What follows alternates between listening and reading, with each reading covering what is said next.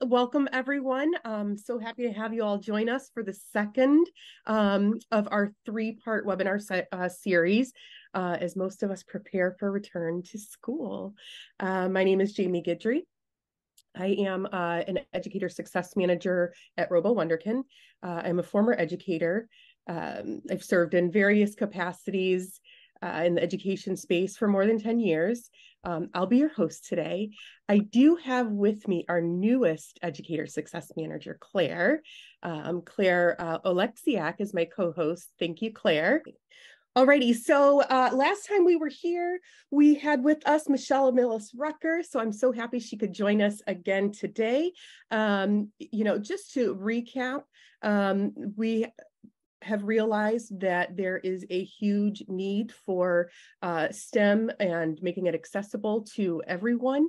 So we have Michellea here with us. For those of us who didn't join us last time, Michellea, if you could please go ahead and introduce yourself. Yeah, hello everyone. I'm so glad to be back here again.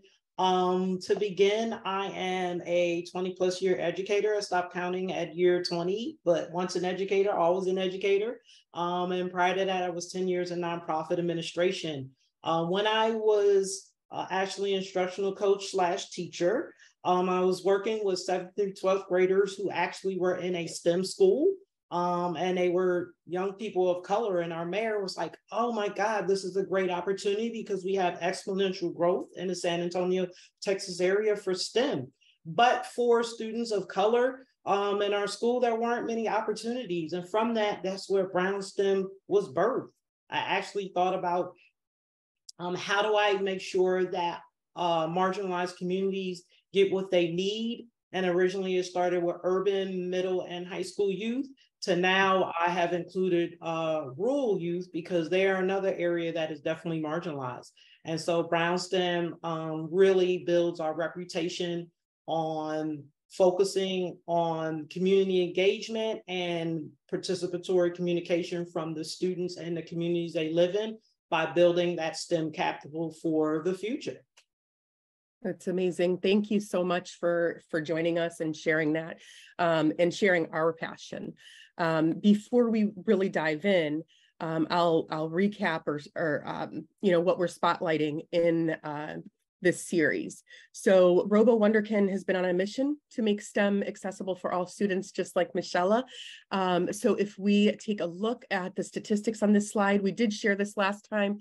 We can see that there's a lot of important work that needs to be done. We've ranked 24th on the PISA, which is an assessment that measures students' ability to apply reading and mathematics to real life challenges, right? And so while many districts are working really hard to implement STEM programs, we're not always successful. So we wanted to take some time to ask ourselves, what are the pillars of a successful program? How can we get teachers, more buy-in? We interviewed more than 50 K-12 STEM administrators and 10 experts in the field. So that's why we're here. That's what happened from our last session, and we're picking up today.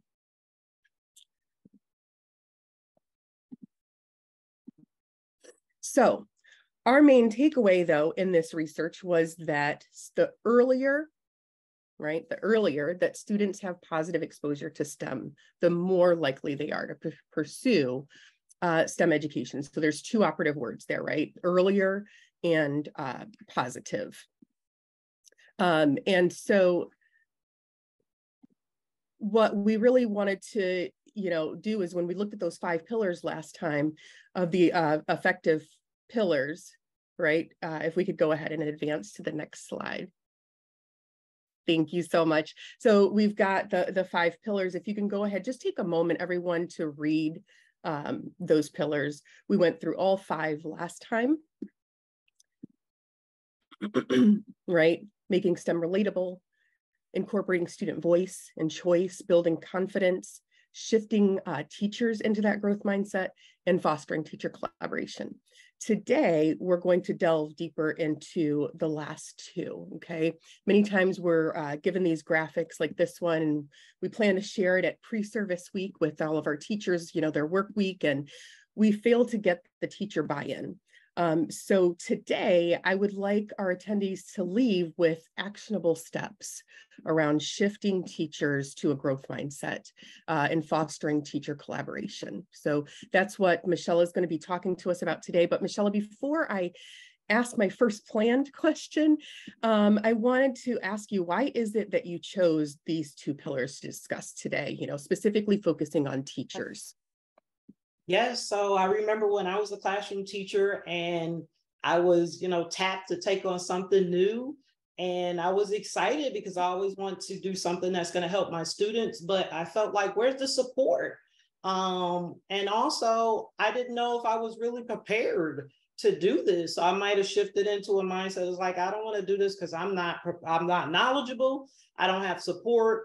And I'm not sure how to get those things. And so I think when you think about shifting teachers into a growth mindset by having them think about how they can get ready, and then providing strategies for teacher collaboration that's going to foster that. Right. And not to mention, we can have, as administrators and district leaders, we can have these wonderful ideas, but the fact of the matter, it's the teachers in the classroom, right? Exactly. It's really important that we are supporting them and focusing some of this conversation on them, right?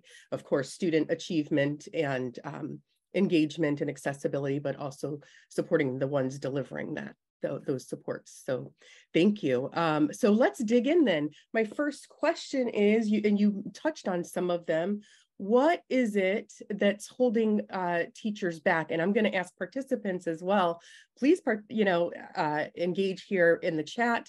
What do you think it is that's holding teachers back from integrating STEM into classrooms regularly? And, Michellea, that's for you. That's for folks in I see time. Audience. I was trying to give a second for some of the things in the chat to come through first. Knowledge and time. Okay, great. Yeah. Knowledge and time to learn and plan. Yep. Knowledge. Okay, great. Yeah. Also, I think the fact that STEM classes or STEM lessons normally are open-ended, it intimidates some teachers because there's no right or wrong answer to it. And then most of the STEM lessons too, it doesn't come with books to refer to. So you really have to plan for it. So it kind of intimidating for other teachers. Yeah. Thank you so much, Ingrid, for coming off of mute to respond to that, because you are so true. A lot of us mentioned in the chat that it's time, it's knowledge. So yeah, we don't feel the support, as Ingrid mentioned, because it's not a strict curriculum, or it's not something that comes with knowledge that you may have.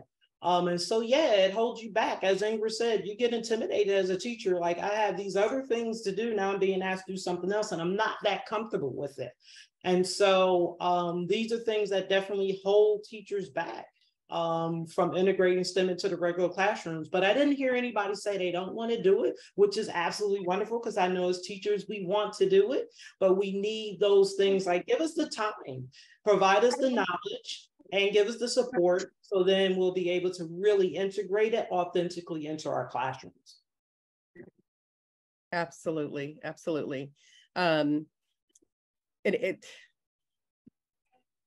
just such a dynamic question. I mean, there's so many things that are holding teachers back. And so, it can get a bit convoluted and people don't know exactly where to start. So I guess with a lot of our audience being administrators and district leaders and a few teachers, what do you think some strategies are then that a teacher could use, or that administrators could encourage their teachers to use to integrate STEM? Yeah, so I think one of the first things is, from the administrator's lens, is that think of this as a collaborative process. Oftentimes, I was an administrator, I would just say, hey, Jamie, as the school principal, I want you to do a STEM program or STEM initiative, and then that's it, was hands off. It needs to be a collaborative process and build that STEM culture. based on your students, right? It needs to be built. It has to be crafted. It can't just be something that you just do. The other thing is, from the teacher standpoint, I think that when you are in a position that you're able to do STEM, think about those folks in your community that you can partner with. Is there a local STEM organization, nonprofit, entrepreneur, company that you could actually use their expertise to help you to integrate STEM into the classroom? You don't have to do this alone. There's a lot of different great examples out there of strategies of other folks who are integrating STEM, and the teacher can feel really supported, especially to Ingrid's point of that intimidation. I don't have to be intimidated because I have a subject matter expert that's actually coming in to collaborate with me in the classroom. Mm-hmm. You know, another area I was thinking, like, a strategy could be, or I don't know if this would be considered a strategy, but just advocating with administrators, because there's also a fear of, like, you have to hit the standards. You have to hit the standards. You have to hit the standards. And what happens if my administrator, district person walks in doing this STEM, activity that they maybe don't see as clear of a connection right away. And so having that permission, right, to explore and take those risks and include that integration. But anything that you do as far as real world is going to hit those standards. Mm-hmm. Exactly. When you do that, you're hitting those standards. And what better way to have an understanding of how your students think and what they're capable of, but also allowing them to see what they can do and to become interested in and see the relevance of why they're doing it. Thank you so much, Sharice, for saying that. That is awesome. I was clapping my hands because yes, that is so true. Everything we do is relevant to real life learning. And so thank you so much for coming off and making that point. Oh my goodness, I want to coach you on that, and I want to put it on a billboard. It made me, Caitlin in the chat said, made a comment about, I see some that don't understand the concepts to tie in that differentiate between a craft project and a lesson that truly ties into STEM. And I think what you were saying, Charlize, kind of ties into that. As teachers, when kids are sometimes hands-on and having fun, there's that fear that someone's going to walk in, and how do you explain what they're learning, and making sure the administration understands that's what you're wanting to see. And it's okay for the teachers to be off script, or not off script, but, hands-on and doing these lessons, because I think that is a lot of time a big fear with teachers. Mm-hmm. Well, that's why the administrator needs to have that knowledge before the teachers, because if they don't, yes, when they walk into that room, they're gonna be like, what are you doing? So it's important for that administrator to have the understanding of what STEM, what it looks like, what it is, and why it is important for our children now. Yeah. And Sharice, if I could add to your point, because you're making a profound statement here, is that there needs to be conversation with administrators and teachers so they're all on the same page about what STEM is. And that way, when they do go in, we know where we're at, we know what we're looking for. So there's no disconnect on, I don't know why I'm not seeing this. Those conversations need to happen on a regular basis. Absolutely. And yeah, that definitely speaks to exactly what we were saying in the last slide about, like, what is holding people back and what is STEM. That's a big one. We have to clarify those things to be successful. Thank you so much, Sharice, for jumping in. What about any other strategies that you can think of? I know, Michellea, when I was in the classroom and would be brought different tools, I actually would get super excited. And I was one of those people, I wanted to jump in once I got over my fear. There's that little caveat, but I wanted to jump in, and I found that I was overwhelmed because there's just so many tools, and there's so many different ways to bring STEM into the classroom. And I just found I was doing a lot.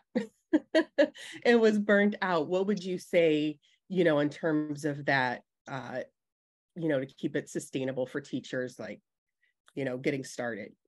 Yeah, I think getting started, think about your fellow teachers that you could actually partner with. So many of your teachers may have that background that they're bringing in, a STEM background. For example, my husband, my current husband, but he was a teacher at the time, he was a retired engineer. So I partnered together with him all the time because I was an English teacher to bring STEM to the classroom from both English and a science, a STEM lens. And so I think reach out to your neighbors right next door and say, hey, I'm trying to do this. You can be vulnerable and say, I'm a little intimidated, but I'd love to collaborate with you to make this work in a classroom. Right. Hi, go ahead. Hi, Charlene St. John. I wanted to bring that point. I love the point that you were saying. I'm a media specialist and I do STEM after school programs with my students pre-K through 5. And I collaborate with my 5th grade team and all the teachers, but specifically this year and last year, 5th grade team to do STEM together. So they do like the practical side. I offer some of the theory and assistance. So it was like that collaboration piece is really, really great. And so this year I'll be working with 5th grade doing science and computer science and STEM all together. And so we'll pool together. So it's a lot of fun. So you don't have to do it by yourself. Exactly. Yeah, thank you, Charlene, for sharing that.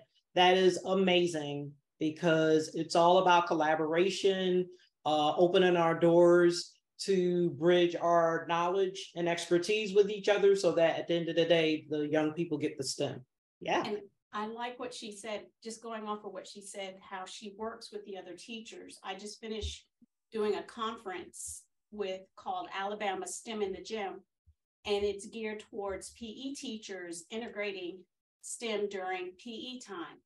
Well, it was brought up too, it would be possible for the PE teacher to work with the other teachers to see where the students are lacking, either in math, reading, whatever, science, history, social studies, and bringing those things into during the PE time to build those computational thinking skills too, along with teamwork, collaboration, communication, that the students do, along with movement. So that would be something else, and having everyone within the school community, helping students with the ability to integrate the STEM. Someone just shared in the chat, Caitlin, that a community partner that you might be able to collaborate with, she recently found out that her local library will come to the school. You need to get a signed MOU, and they have 3D printers and robots and lots of resources to share with our schools. So yeah, that's another really great community support that is there already. Yeah, those are the types of collaborations that we're talking about when we reach out to our community. Often they're sitting there willing to collaborate. We just have to take the first step and send an email or calling, and they're more than willing to say, yeah, we could definitely do this because we're all about educating our community. Awesome. When I was asking the question earlier, talking about doing, lots of different things, I was actually thinking about something you shared when we were talking one time about starting small, right? When was talking about the growth mindset and how you don't have to do all the things, right? You could start with, you said to start with one thing, right? Tell me a little bit more about that. Yeah, so I think with understanding, and I think it's been said several ways, STEM is everywhere and it's in everything. Sharice brought up a good example that the PE teachers are incorporating STEM in their lesson, right? They're highlighting it. We can start small with what we know and then build. You don't have to start out with coding right away. If that's not your expertise and maybe you don't have a link to starting that, start with what the science, technology, math, and then build into those other areas once you get some more experienced folks or partnerships that can allow you to really do robust STEM learning. Yeah, and remembering, somebody mentioned earlier, there's not always a right answer, in STEM. And so even encouraging teachers and reminding teachers, like, it's okay to not be the expert. It's okay to make mistakes, right? It's okay, even if you're doing a science experiment with the kiddos, if it fails, like, that's a teachable moment, right? And so I think encouraging teachers and, reminding teachers, right? And so we have to help foster that in schools, that growth mindset with the teachers as well. It's okay to make mistakes, right? Okay. Someone was asking about strategies for the early years teachers can use to integrate STEM. And I was saying, I think a lot of these strategies kind of can go across all grade levels. But her question was more specifically on early years and ways, sometimes elementary schools might not be as involved as a middle school or a high school in robotics and coding and those type of strategy or skills and STEM. So, could I say something? Someone want to speak from the audience? Yes, please. Yep. So I'm in elementary school, so I'm really passionate about what she just said about providing STEM, CS, and I do computational thinking with pre-K through 5. So I had my 4 and 5-year-olds doing algorithms with words. So I'm a media specialist. I would take a book, read it, then I would extract some vocabulary words. We would decompose the vocabulary words into letters, and then we use an algorithm, little arrows, and they would make an algorithm to spell the word. So I'll have them doing that. So, so there's things to do to build that foundation. So when they get up to middle school and high school, they already have algorithm, position, logic. I have them doing abstraction, all of those. So by the time they get to 6th grade, they already heard these terms and understand the concept concretely.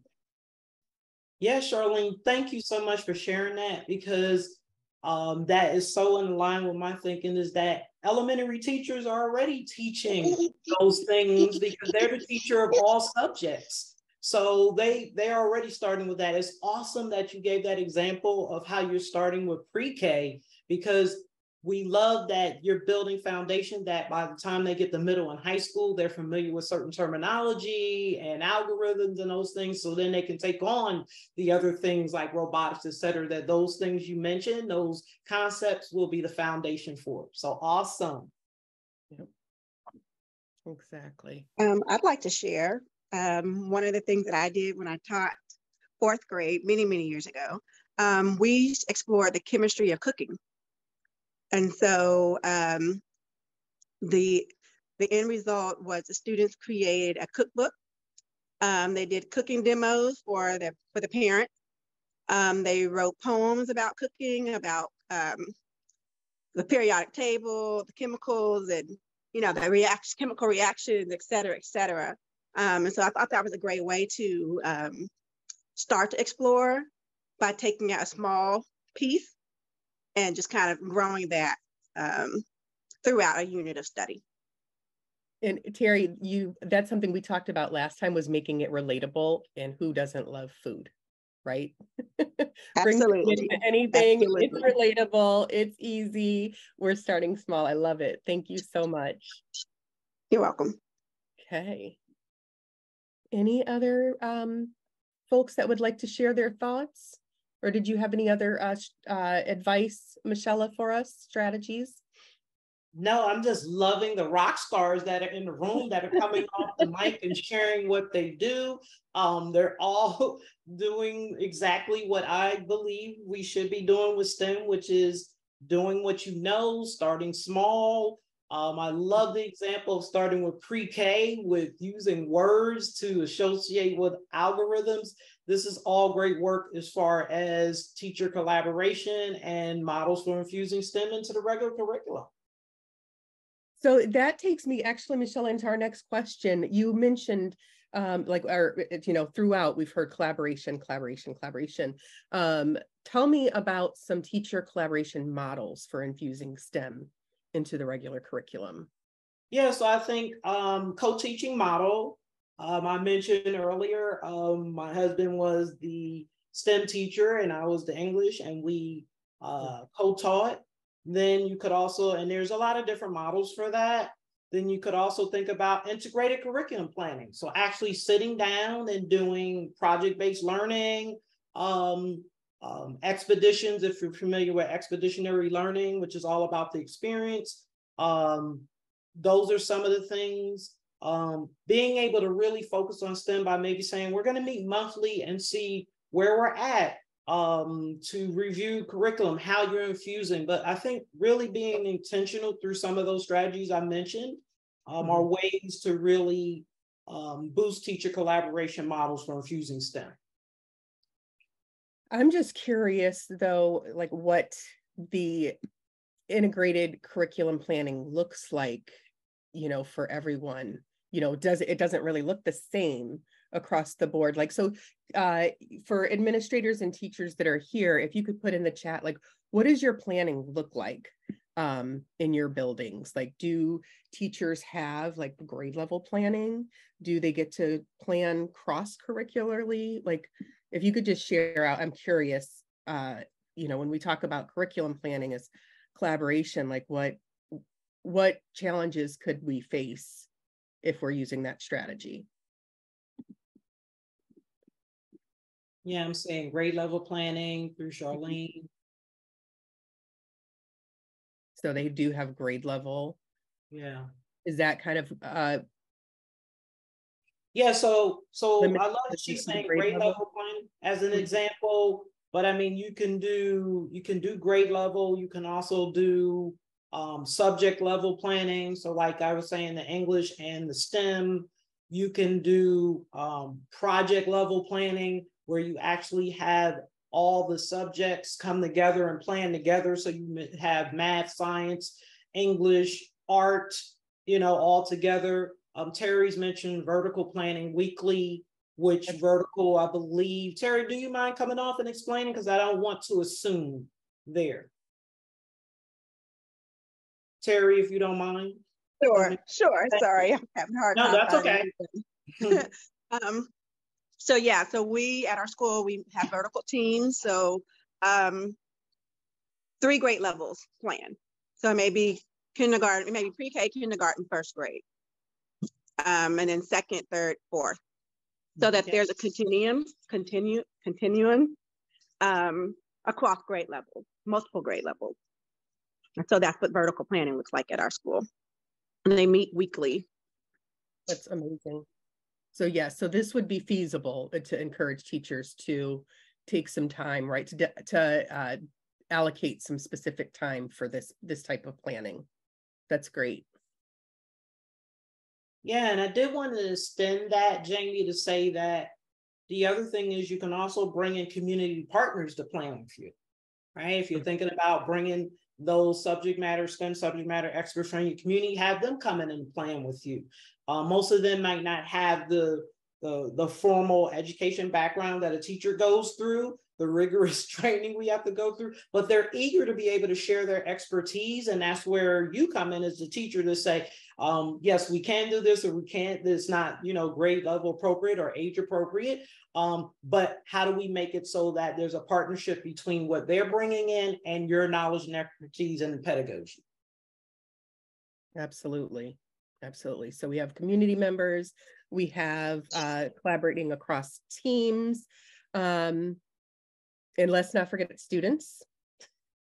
We can collaborate with our students, right?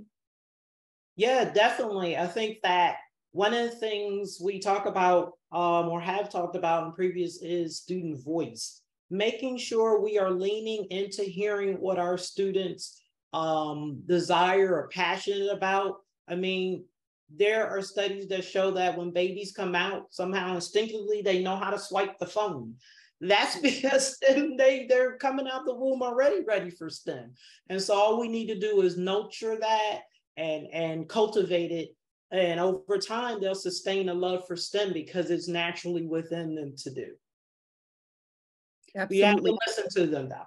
Thank you. Sorry for interrupting. No. And but I'm glad you said that, because something that we will share with everyone, take home will be an empathy survey. Let's talk a little bit about empathy surveys and using student voice, and how to use empathy surveys as a tool to incorporate student voice. Yeah, so actually it's an empathy interview.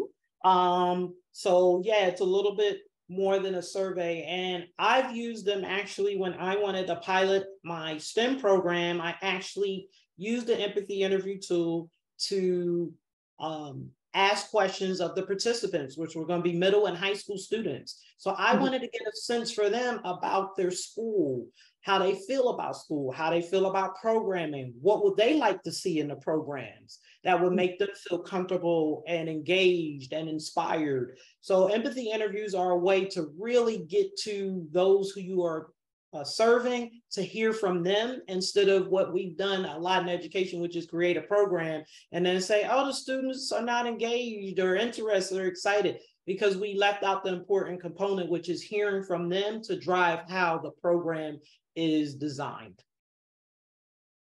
Oh my goodness. A lot of good little nuggets to take with us today. My goodness, are you there? Okay. All right.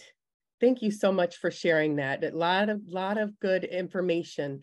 But I would like to then think about, you know, that's a lot of information. How can we make this sustainable? So we're starting a new program. You know, what kinds of things can we take away today to make sure, you know, as we're planning for fall, ensuring the sustainability of our programs? I think one of the ways is you have to be really intentional about sustainability. If this is something that you really want to do long-term, then you have to think about building a culture for STEM. It's not a one and done philosophy, like we're just going to do a little program and it's over with. It has to be intentional. And that comes from working with the administrator, your building principal, and teachers collaboratively to develop a holistic approach to the culture about STEM and what's going to be part of that, what's going to make up that. Then I think the other part is thinking about, how do you measure the success of your program? So often we get caught up in doing the program, but then how do we know we're successful? And using that information to make it better, right? So thinking about measurement, you need to think about some different things to measure, or some different components to measure, to make sure that that's a successful STEM program, and using that as continuous improvement so you continue to grow it in a way that it remains sustainable. I'm thinking of, you know, one thing we could measure is teachers. You know, we're talking about how many, you know, if teachers are integrating STEM, we could measure the number of teachers in our buildings that are STEM ready, the number of teachers that are already incorporating, and pull from that to help grow that, right? To make that scalable program. Definitely. And you definitely also want to include how the students feel about the STEM programming. Get that rich data from them, and to be able to understand where you need to tweak, or better yet, involve them in the design. I actually had high school students on a student leadership STEM council who actually spoke to the teachers about, here's what we need, or here's where I was having difficulty in the program. So then they had student voice within the program, where students were driving how to change the design. And could we use those empathy interviews? We can do those multiple times, correct? You can do them. Yep. I'm so sorry, Jamie. Yes, you can use them multiple times. I used it in the beginning before I even started programming. You can use them at a midpoint, at the end. It's a really good temperature gauge of where the students are, and also using that information to be able to make tweaks along the way, instead of getting at the end of programming like, we really didn't do well here. What could we have done? So it's sort of a check and balance throughout your STEM program. That's awesome. So my understanding is we are going to be sharing then with everyone empathy interview that you can take with you, you know, take a look at it. I encourage you to review it, you know, prior to the next webinar. be intentional. Think about what you might be looking at in the fall, in a couple of weeks when you return to the buildings, to be intentional and try it, try using these tools. So we have the empathy interview, and I believe, was there one other thing, Michellea, we were going to share? Yes, we're going to share a self-assessment that kind of explains some of these measures in a little bit more detail. So it's aligned with the 5 pillars, and it'll just give you more prompts to measure the success of your STEM program. So stay tuned for both of those items. Yes, and so in what that will do, it gives you some bullet points of like a checklist, but not only that, some action items, right? So some look fors and then action items for you to use. So we really are excited to share those with you, and encourage you to use those tools to help build your programs. But I want to, we are close to finished here. I would like to have folks just take a moment, right, to reflect. It wouldn't be, I think it's most beneficial if we take some time to just internalize what we've discussed here, what you've heard shared, and tell us some key takeaways. You can place them in the chat. Some key takeaways, 1 or 2 words for today's session. Yeah, Cherie says empathy interviews. I am so excited for you. Okay, Norma, yeah, great. Community partners. Please read them. Yeah. Time for collaboration. Awesome.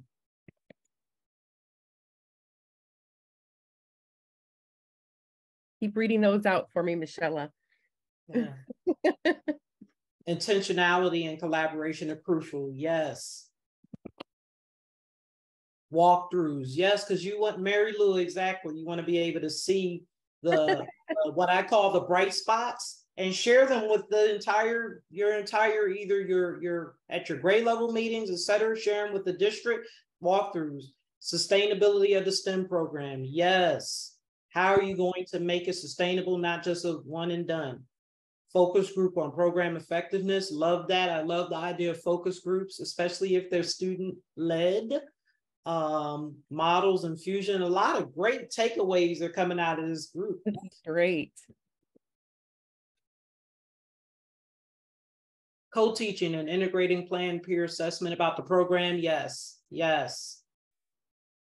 Building off that, even having, if your district or your school has to do professional development plans as a teacher, might be a good area to focus on for a year and kind of get yourself committed that that's your goal, is to help incorporate it, or your staff, if you, if you have the ability to do that, have that as a teacher's professional development plan.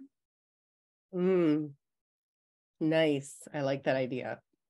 I would totally that as my we call them SMART goals when I was in Arlington, but same idea. I would definitely use STEM, integrating STEM as mine. Anybody else? Okay, I got peer assessment. Righty. And so what I'm doing,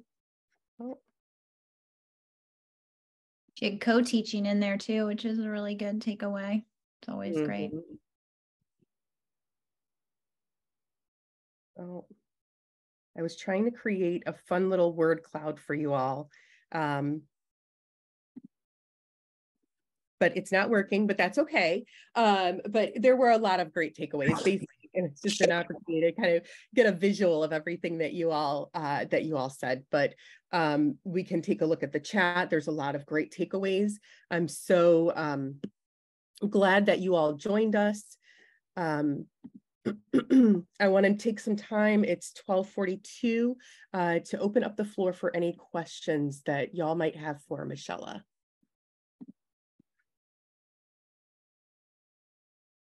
Anyone? Don't be shy. There were a lot of great conversations happening here today.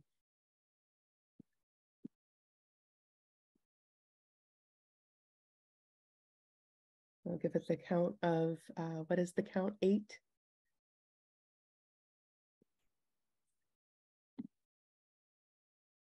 Okay. Well, if you all don't have any additional questions, I would like to remind you that the third webinar, our third and final webinar of the series will be, if you could just go back one slide, Colin.